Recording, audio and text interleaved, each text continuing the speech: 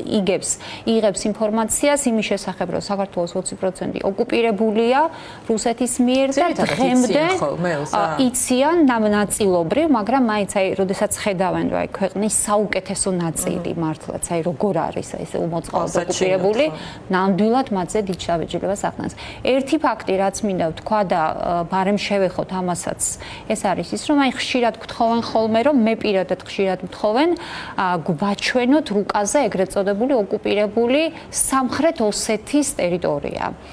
ნუ რა თქმა უნდა, კი ვაჩვენებთ ამ სამხრეთ ოსეთს, მაგრამ ამ შემთხვევაში აუცილებელია ტერმინის დაკონკრეტება, იმიტომ რომ აუცილებლად უნდა იცოდნენ მათ, რომ არანაირი სამხრეთ ოსეთი არ არსებობს, ეს არის ისტორიული სამაჩაბლო და სხვათა შორის არა მარტო სტუმრებისგან, ხშირად არის ხოლმე, რომ ადგილობრივებისგანაც გვესმის ამ ტერიტორიის ასე მოხსენება. რუსული მხარე ეს მიზანმიმართულად სწორედ ამ ტერმინს იყენებს. და ორი სიტყვით რომ შევიხსენოთ, ანუ რა კონტექსტი უძღოდა ამას და რატო დაერქვა, ზუსტად 2 დღის წინ მომიწია ჩემს სტუმართან ამის შესახებ საუბარი.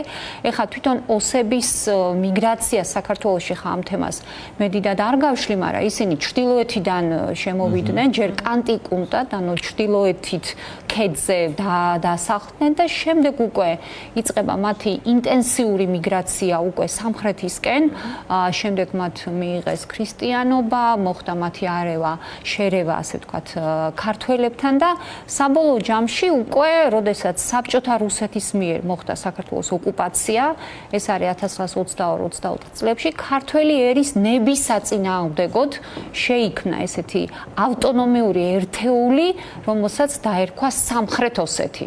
ამავე პერიოდში ჩრდილოეთით იქნება ასევე ავტონომიური ერთეული, რომელსაც დაარქვეს ჩრდილოეთ ოსეთი. ეხლა სამხრეთ ოსეთის შემთხვევაში რა მოხდა?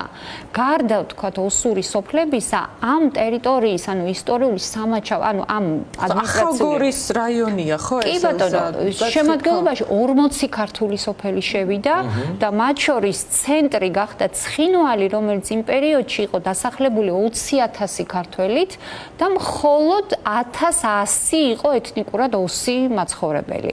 და საბოლოო ჯამში, ესე იგი, აი ამ ადმინისტრაციული ერთეულის შექმნა მოხდა საქართველოს ტერიტორიაზე აბსოლუტურად უკანონოდ და გამოიკვეთა, ასე ვთქვათ, შორს მიმავალი მიზანი.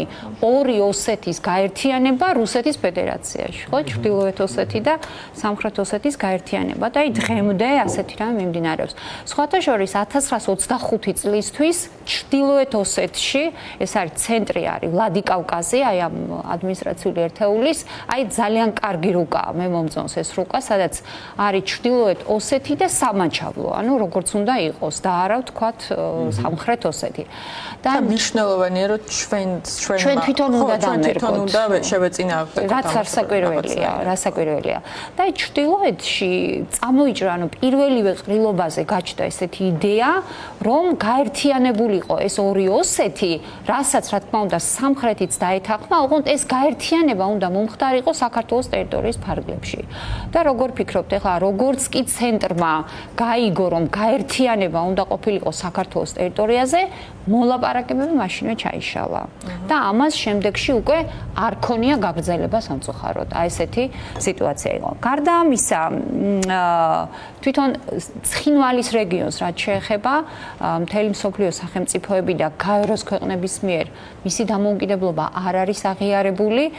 ჩვენ კი ვიცით, რომ მხოლოდ 5 ქვეყანამ აღიარა დამოუკიდებლობა 2008 წელს 4 და 2018-ში ერთმა, ეს არის რუსეთი, ვენესუელა, ნაურუ და კიდევ ერთი ქვეყანა, მე მგონი ერთი გავიხსენო, ნიკარაგუა და 2018 წელს შევერთდა სირია. ანუ 5 ქვეყნის მიერ არის ცხინვალის რეგიონის დამოუკიდებლობა აღიარებული და აი როგორც ნაღმი ისეა დარჩენილი. ეს არაღიარების პოლიტიკა ძალიან გასაფრთხილებელია ამ რეჟიმის პირობებში. კი ბატონო, უბრალოდ გამოვიყენოთ სამაჩაბლო და ამით რაღაცნაირად კიდევ ერთხელ შეუწყოთ ხელი იმას, რომ არ მოხდეს, აი ვთქვათ, ისტორიის გადაწერა. ეხლა რაც შეეხება ქვეყნის მთლიან ტერიტორიას, ეს არის ერთ-ერთი საინტერესო თემა ჩვენი სტუმრებისთვის, ანუ 4 მეზობლის და ზღვის გარემოცვაში ვართ და აი საქართველოს ჩრდილოეთ საზღვარი, აი საინტერესოა ამ შემთხვევაში, ანუ ვინ ყავს მეზობლები რეალურად, აი ზემოთ, ანუ საზღვარი მიუყვება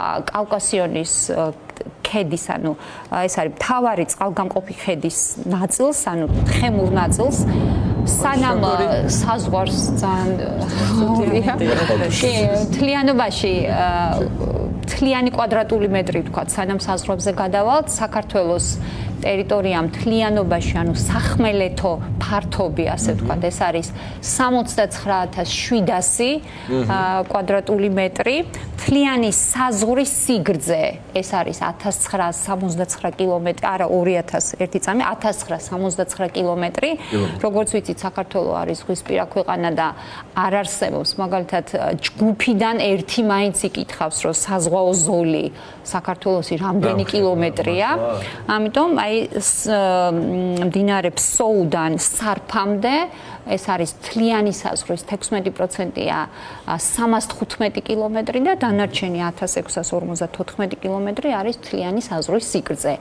ზოგადად იმ ჯგუფებს ვისთანაც მე ვმუშაობ, რიცხობრივი მონაცემები სჭირდებათ განსაკუთრებით, მოსწონთ ეს რიცხვები და ამით უფრო ახდენენ, ასე ვთქვათ, აღქმას ამ ტერიტორიის. როგორც უკვე გითხარით, ანუ მიუყვება წყალგამყოფ ქედის თხემს მიუყვება და საინტერესო არის ეს ნაწილი, როდესაც აქედან აქამდე სამხრეთი კედელი, ანუ კავკასიონის სამხრეთი ფერდობი შედის საქართველოს საზღვრის ტერიტორიაზე და ამ საზღვრიდან, ანუ მწვერვალს შევიხსენებ, ვაციკ-ფარსიდან შავ-კლდემდე საზღვარი იწევს ზემოთ და კავკასიონის ფერდობის ორივე მხარე, როგორც სამხრეთი, ასევე ჩრდილოეთი არის საქართველოს შემადგენლობაში. და ამ კავკასიონის ჩრდილოეთ მხარეს, ანუ ეძახიან ჩრდილოეთ საქართველოს და იქ არის განლაგებული ხევსურეთი და პირიქითა თუშეთი. გუშინ ახლა ხევიდან ძლივს გამოვასწარი ჩემს სტუმრებთან ერთად. ხევს ეკუთვნის ყაზბეგის მუნიციპალიტეტი, დაბა სტეფანწმინდა, ეს არის ჩრდილოეთი ნაწილი კავკასიონის, ასევე ხევსურეთი, ვიცით ალბათ, რომ ხევსურეთი არის ორივე მხარეს, პირიქითა ხევსურეთი და პირაქეთა ხევსურეთი. პირიქითა არის მაგალითად შატილის ხეობა, არხოტი. ეს გულისხმობთ ვის გამოვასწარიში? გზა ჩაიკეტა, წვიმა იყო და მთლიანად საშინელება ხდებოდა გუშინ. ძალიან მძიმე ვითარება იყო. კი, ძალიან დიდი ჯგუფი მყავდათან და პირიქითა თუშეთი, ეს არის დართლო, ყვავლო, ფარსმა, გირევი, ანუ ეს ძალიან ისეთი ადგილები, ესენი არიან ჩრდილოეთი საქართველო. აუცილებლად ამის შესახებ ჩვენ მე ერთ გადაცემაში ვისაუბროთ ამას და შემდეგ უკვე ესეთი საზღვარი ჩვეულებრივად გრძელდება ისევე როგორც აქ. ამ ტერიტორიაზე კავკასიონის ორივე მხარე არის საქართველოს შემადგენლობაში. და შემდეგ უკვე 4 ქვეყნიდან ყველაზე დიდი საზღვარი, ყველაზე გრძელი, რა თქმა უნდა, არის რუსეთის 800 კილომეტრზე მეტი და აქ არის ვინ ყავს მეზობლები. ეხლა კავკასიის ადმინისტრაციული ერთეულების თითქმის ყველა, გარდა 2-ისა, ყველა ყავს მეზობლებად. მაგალითად, ესენი არიან ადიღეელები, აქ ყავს ყველაზე გრძელი საზღვარი, ვისთან გვაქვს, ეს არის ყარაჩაი-ჩერქეზებთან გვაქვს 173 კილომეტრიანი საზღვარი გვაქვს. მერე მოდის ყაბარდო-ბალყარები, ამათთანაც ცოტათი ნაკლები. მერე მოდის ესეთი ჩრდილოეთ ოსეთი, ვიდრე რასაც ახლა საუბრობდით. ყველაზე პატარა საზღვარი გვაქვს ინგუშეთთან, ეს არის 58 კილომეტრი ამ ტერიტორიაზე. მერე მოდის ჩეჩნეთის რესპუბლიკა და დაღესტანი 153 კილომეტრი. ანუ ამ მეზობლების ეს მეზობლები ყავს ჩრდილოეთით. ანუ აუცილებლად უნდა ვიცნობდეთ მეზობლებს, ხო? არ არსებობს, ანუ სხვა გზა პრაქტიკულად არ არის.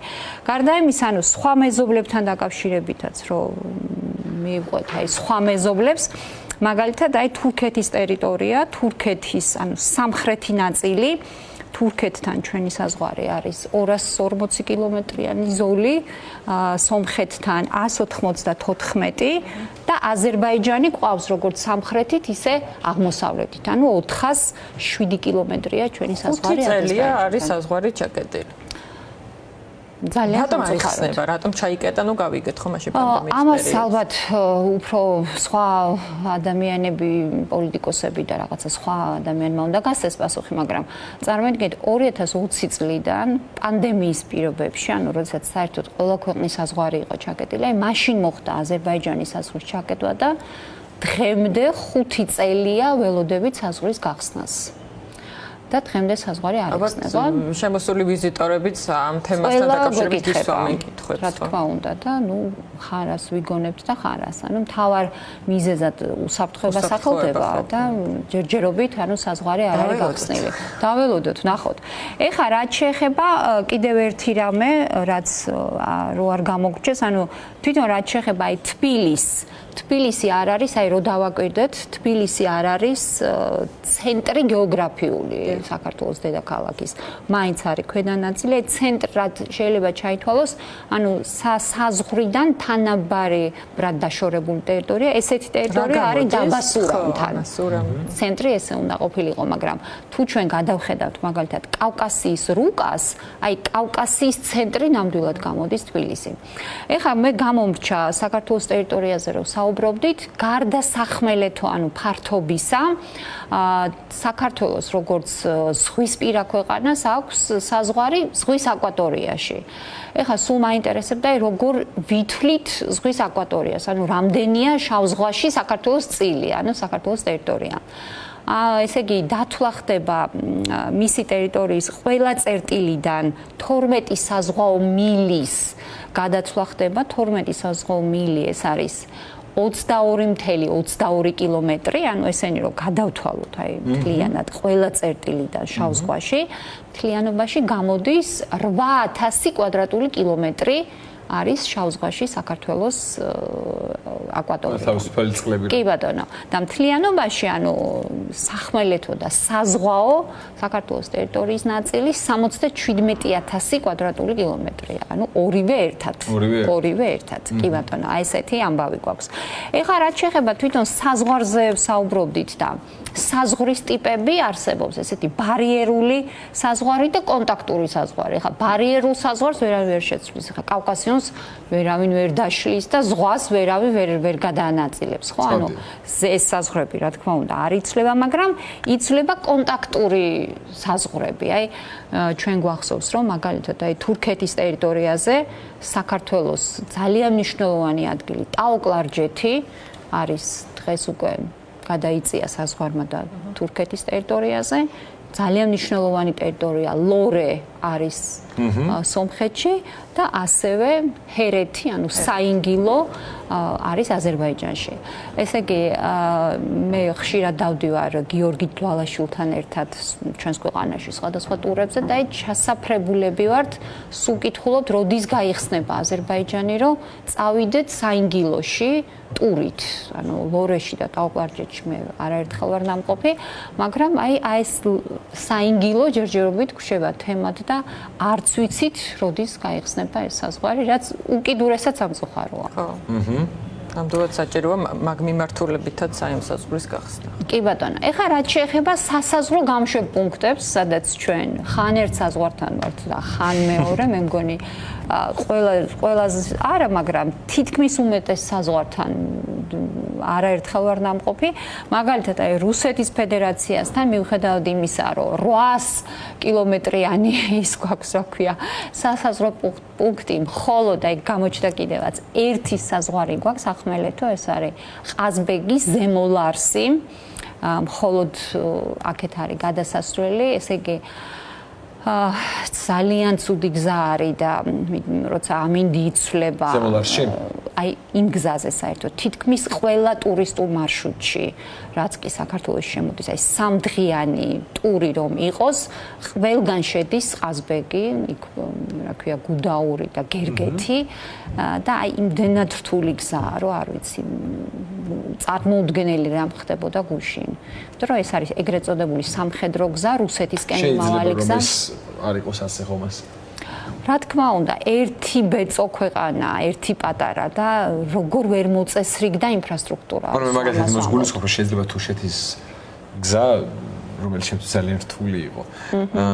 შეიძლება ვერ გაკეთდეს და ვერ მოწესრიგდეს, იმიტომ რომ ყოველ ვიცით რომ ყოველ სეზონზე ეს ჩამორეცხილი წვიმის შედეგად სულ იცვლება. ხო, მაინც ბუნება ამბრძანებელი. ხო, მაგრამ სადაც შესაძლებელია იქ რომ შეიძლება რომ არ იყოს ეს პრობლემა. უბრალოდ ყველა ესეთი მნიშვნელოვანი ტურისტული ადგილები, აი სიღნაღი თუნდაც რო ნახოთ, სიღნაღში როგორი გზებია, იგივე აი ხშირად ვამბობ ხოლმე სტეფანწმინდის დაბა სტეფანწმინდა, რამდენი წელი როგორ ვერ გაკეთდა. ანუ რატო უნდა მოჭრა თავის საკუთარ ქვეყანას ესე დონეზე, აი უბრალოდ ძალიან საოცარია. ესე იგი, ერთი გამშვები პუნქტი გვაქვს რუსეთში, ეს არის ყაზბეგი ზემოლარსი. შემდეგ უკვე აი თურქეთი რო ავიღოთ, თურქეთის ტერიტორიაზე გვაქვს 3.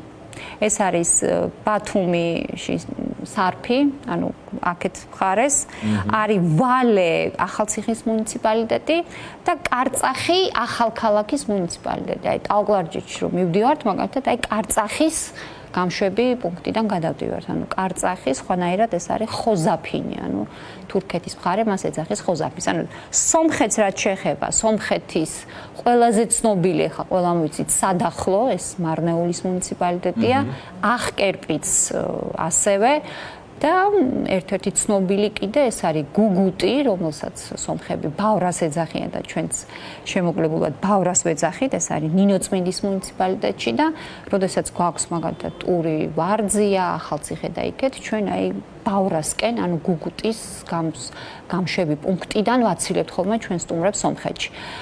ვინაიდან აზერბაიჯანთან ჩვენ ძალიან დიდი სასაზღვრო 407 კილომეტრია გვაქვს, როგორც სამხრეთი, ასევე აღმოსავლეთ მხარეს. სამხრეთით გვაქვს 2, ეს არის მარნეულის მუნიციპალიტეტში წითელი ხიდი და ვახტანგისი არის გარდაბნის მუნიციპალიტეტი. ასევე სამთაწყარო არის უფრო კახეთისკენ, ეს არის დედოფლის წყარო და ლაგოდეხის სასაზღვრო გამშვები პუნქტი. ეს არის საზღვრები, ასე ვთქვათ, ჩვენი. თუმცა აქედან რამდენიმე არის ყველაზე აქტიური ხო ასე? აი პირადად ჩვენ ჯგუფები ძირითადად აზერბაიჯანიდან შემოდიან ლაგოდეხის